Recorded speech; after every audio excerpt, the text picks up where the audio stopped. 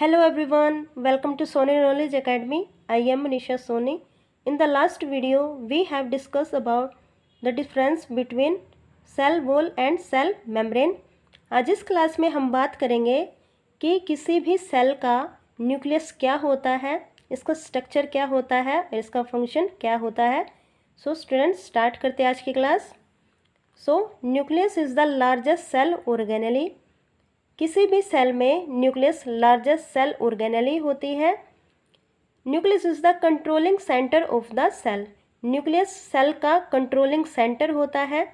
Cell में जितनी भी एक्टिविटीज़ होती है ये उन्हें कंट्रोल करता है, इसलिए न्यूक्लियस को सेल का कंट्रोलिंग सेंटर कहा जाता है. अब हम बात करेंगे स्ट्रक्चर ऑफ न्यूक्लियस की न्यूक्लियस का स्ट्रक्चर क्या होता है. It is consist of nuclear envelope and nucleoplasm. जो न्यूक्लियस होता है वो दो चीज़ों का बना होता है, दो कंपोनेंट्स का बना होता है. एक होता है न्यूक्लियर एनवेलप और दूसरा होता है न्यूक्लियोप्लाज्म. सो स्टूडेंट्स अब हम सबसे पहले बात करते हैं न्यूक्लियर एनवेलप के बारे में कि न्यूक्लियर एनवेलप क्या होता है. Nucleus has A double layered covering called nuclear membrane. Nucleus की एक डबल लेयर की कवरिंग होती है, मीन्स दो लेयर न्यूक्लियस को कवर करती है, उसे हम बोलते हैं न्यूक्लियर मेम्ब्रेन. इसे हम न्यूक्लियर एनवेलप भी बोलते हैं. सो जो दो लेयर होती हैं उनमें जो बाहर की तरफ होगी उसे हम बोलते हैं आउटर न्यूक्लियर मेम्ब्रेन, और जो अंदर की तरफ प्रेजेंट होती है उसे हम बोलते हैं inner nuclear membrane. It separates the content of nucleus from cytoplasm.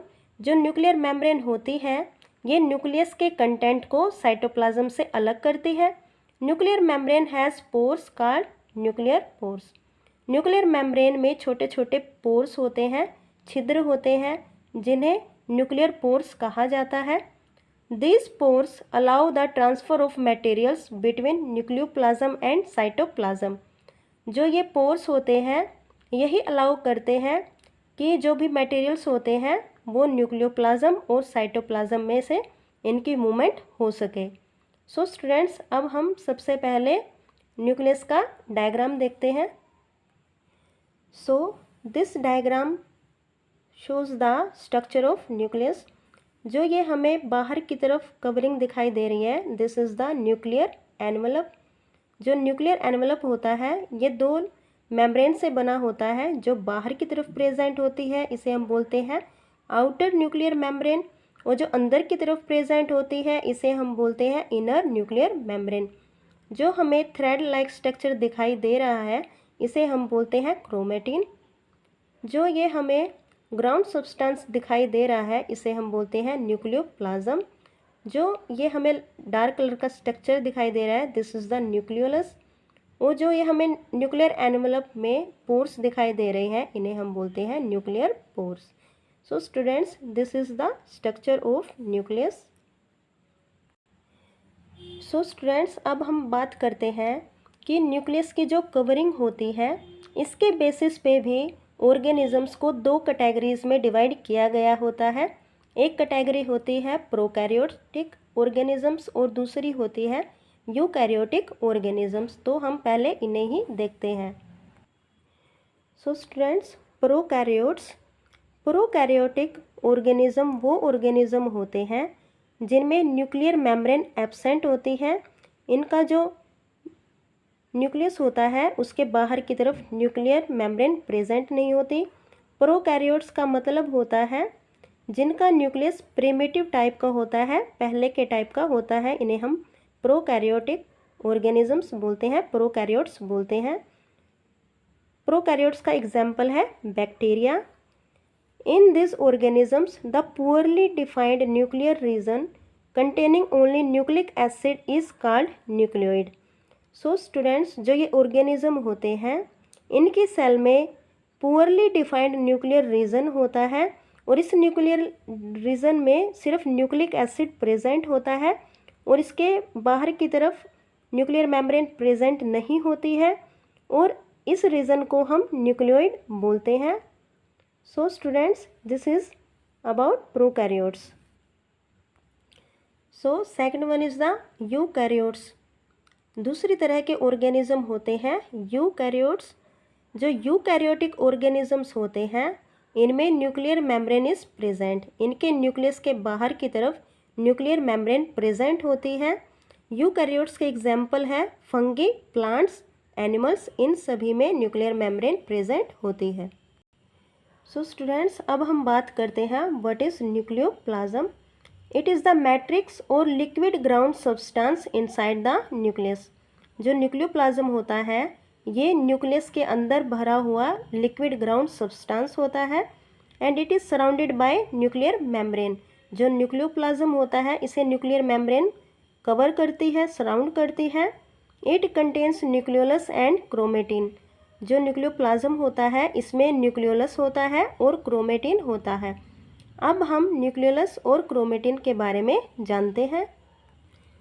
So nucleolus, membrane around nucleolus is absent. जो न्यूक्लियोलस होता है इसके बाहर की तरफ मेम्ब्रेन नहीं होती, इसके बाहर की तरफ मेम्ब्रेन एब्सेंट होती है।